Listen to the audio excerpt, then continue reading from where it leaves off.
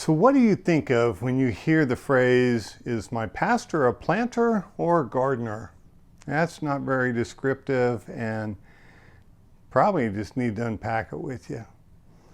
You know, when I first came back to Christ back in 1984, I started going to this little country church, Fountain Brethren in Christ, and a really good pastor, very knowledgeable and stuff in terms of teaching and everything. But he had a heart for evangelism. I mean, he was the kind of person that really, really wanted to see people come to Christ. And he was a student at Wright State University, and he, when he was a student, he talked about how he would go into the tunnels underneath the university, and he would pick a spot where tunnels intersected, and he would just wait there, and he would watch students going by, coming by and stuff, and so on, and he would decide who he wanted to share the gospel with, right? And he would go to the same spot in the same tunnels at the same time every day looking for people, and he would try to connect with them. You know, he would as they were coming, he would say something to them and see if he could engage them in conversation and so on. And once he started engaging someone, then he would just kind of continue trying to bring them to a knowledge of Christ, bring them to a faith in Christ. And I, as a believer, part of this church, I wanted him to disciple me. I was looking for a spiritual father, somebody that would really take me under their wing and really nurture me and help me mature in my faith. And his response to what I wanted, or the desire to be discipled and stuff, his response was, well, go home, read your Bible, and do what it says, right? And I approached him after a while. I started doing that, and after a while I went to him and said, I'd really like to be able to meet and talk with you and study together with you. And he said, well, listen, he said, if you get a group of unbelievers together that don't know Christ, there's a navigator's study called 10 Steps to Christian Maturity, and we'll do that with them. But he wouldn't do anything with me one-on-one, and it really, I reached a point where I was getting frustrated, and I was a part of this church for 4 years, and I really just kind of was getting frustrated and wanted to be discipled. And it wasn't until he gave a sermon one day on planting his garden that I understood how God had wired him and why he didn't do the things that I desired him to do for me. Now, one sermon, he talked about planting the seed in the life of people, right? And so he talked about how every spring he loved to plant his garden.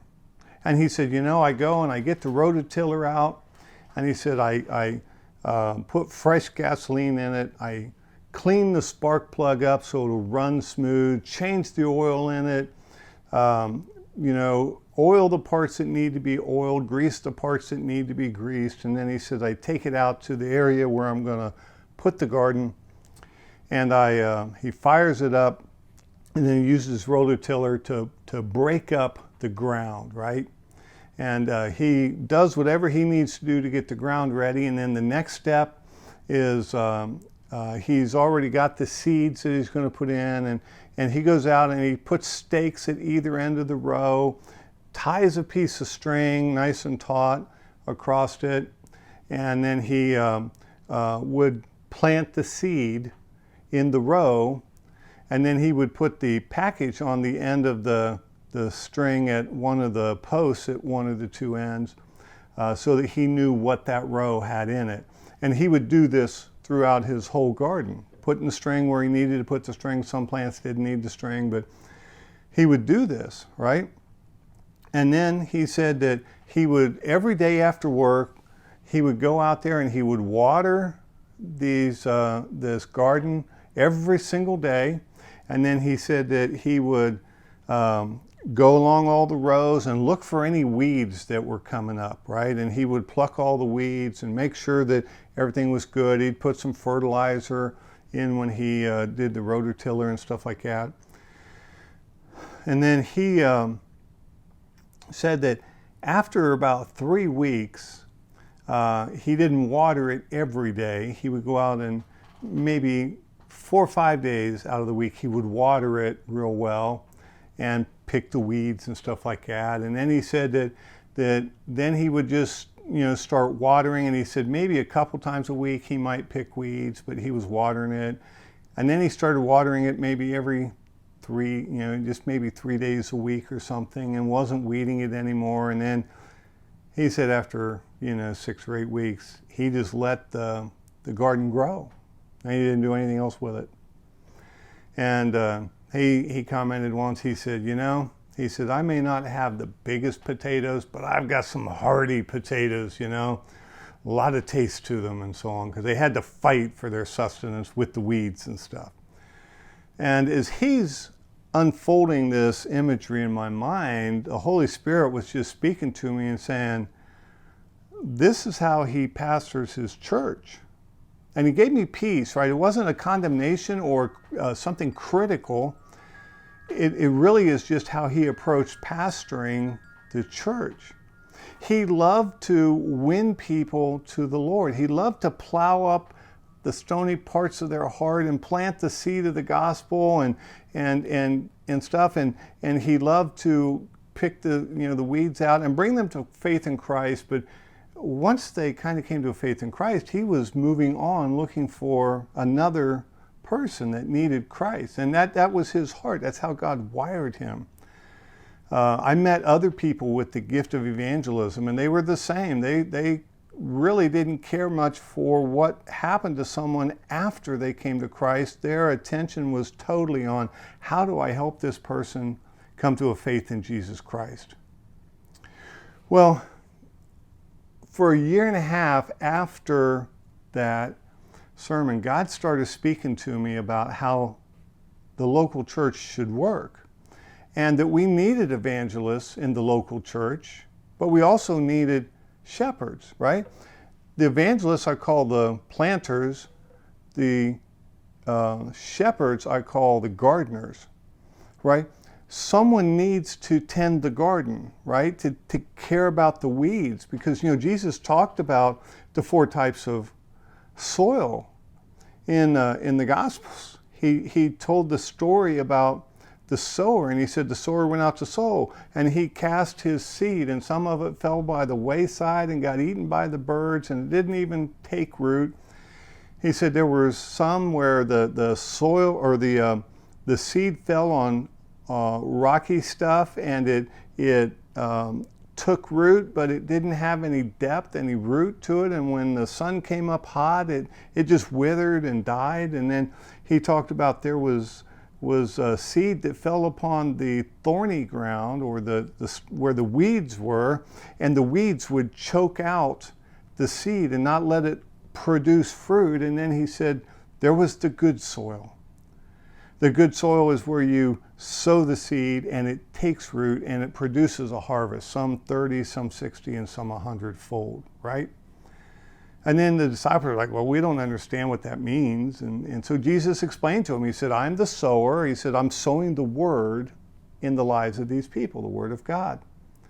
And he said, those with stony hearts, the enemy, Satan, comes and immediately takes the word away from them, and they don't even receive it, right? It's just gone. They forget it. It's no longer a part of their life. And then he said, those where it falls on the hard soil or the stony soil is where someone receives the word with gladness, and they have no root in themselves, and they continue for a season, and then they fall away. And then he said there are others where it falls into their heart, but the cares of this world and the riches of this world consume them, and it produces no fruit because they're so consumed with the things of this world. And then he said there are those who receive it into the good soil of their heart, and they bring forth a harvest. The seed reproduces more seed in their life, and then they sow the seed in the lives of other people.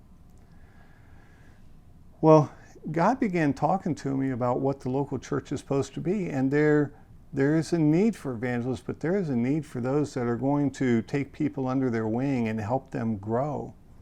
Those two type of people think extremely differently. They have different desires in their heart. They have different vision about what the kingdom work that they're supposed to do is. And they'll give their hearts 100% to it. But you know, a healthy church needs both. If all a healthy church has is a shepherd who never wins anybody to Christ, the church isn't going to grow. Now you're going to have people in that church that are going to be well cared for and so on, but they're not going to be winning people to Christ, because a shepherd doesn't even care about that. And they may have people come in with the gift of evangelism and want to be a part of things, and a shepherd really isn't going to encourage that gift or nurture that gift the way it ought to be. An evangelist will nurture that gift in someone else. In fact, whatever it is we're gifted in, we tend to want to reproduce those kinds of people. Very seldom do you find someone that really recognizes all of the gifts of the Spirit and the way they function together in the body of Christ and is able to nurture all of that, right? But that's what God was teaching me during this season, during that year and a half. And then I remained frustrated because I wanted to be discipled. And after that year and a half, I sensed the Holy Spirit saying it was time for me to move on from that church. And so I prayed about where to go. The first weekend I went to other churches. I did a church on Saturday, and I did 3 churches on Sunday. Sunday morning, Sunday afternoon, and Sunday evening. After the first week, I knew the Sunday afternoon church was not where God wanted me. And after the second week, I knew the Saturday night service was not where God wanted me to be, or that church.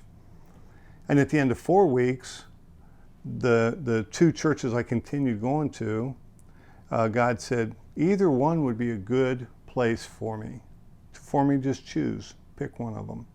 And I went with the first one. And the reason I did is the first 4 weeks that I went, the pastor was preaching the vision of the church. Everything he preached for the first 4 weeks is what the Holy Spirit had taught me the previous year and a half. The evening church, while it was a good church, I didn't resonate with like that.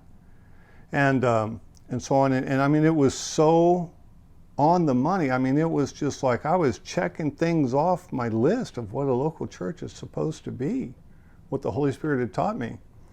And so I aligned myself with that church and started going to that church. So for myself, my life, my life changed testimony with this is that out of this experience at Fountain Brethren in Christ, I came to a place where I had vision for how the local church should function and operate. I really, and I still carry that vision with me today. It is stronger in me now than it was then. And every place I've been, I've tried to live into that, tried to nurture all of the gifts and all of the people that I'm around, and so on. And I've led some ministries, and I've just been a part of some ministries on a servant team, and I've been just a part of the churches and stuff. But I haven't found pastors that really have vision for winning the lost and bringing maturity. You know, in Matthew 28, Jesus didn't say, go and evangelize and help people escape the fires of hell.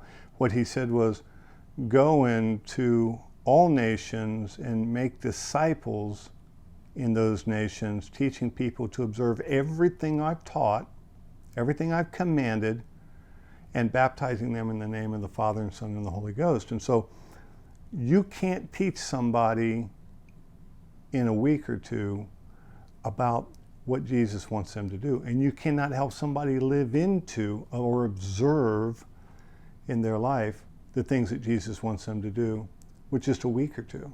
It takes time to really, really help someone experience the transformational life Jesus wants them to do. So my encouragement is that you need to figure out where you fit in the body of Christ. How has God gifted you? What does God want to do with your life? Because you have been physically designed the way God wanted you physically designed, whether you're short, whether you're tall, whether you're a big-boned person or you're a skinny person, whether you are an athlete or whether you are not an athlete. I know some people that couldn't run around the block if they had to, even when they were kids. Other people, they can run all day. God's given you a specific way of thinking. Some people think like engineers. Some people are what they call right-brained, which is more artsy and all that kind of stuff. Other people are left-brained, which is very logical and give me the facts, you know. Some people are wired to be relational with other people. Other people are, wired to not be relational and work on things. I've known people that are auto mechanics and they do well at that, but they're not really well with people. They think you can fix people the way you can fix a car.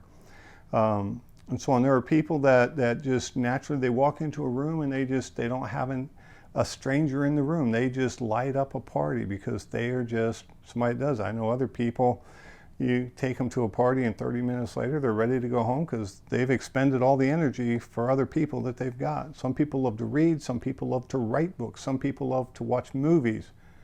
We're all different. And it's because God designed you personally the way that you are. He thought you up, He decided what gender you would have, He decided whether you would be attracted to reading books or watching movies. Everything about your life, God made a decision about you before you were born.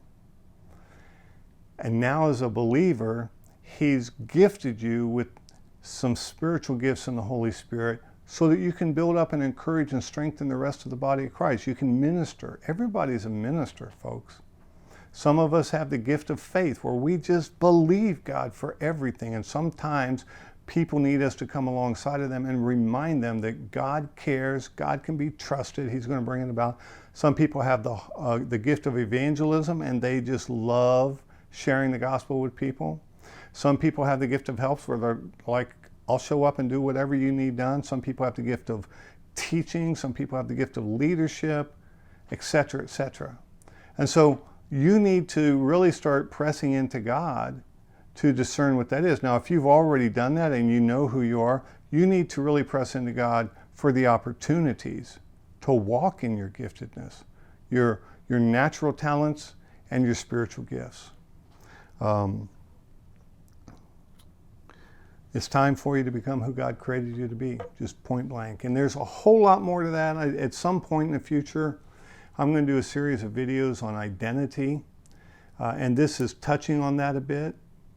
But there's so much more. But for right now, just press into God. Ask Him to show you who you are and how He wants you to serve Him. So this is John Pearson with Be For Eternity. So glad you came by. It's wonderful to share my stories with you, to share with you the things that God has taught me. And I just want to leave you with the thought, go and bless God and bless other people. Amen.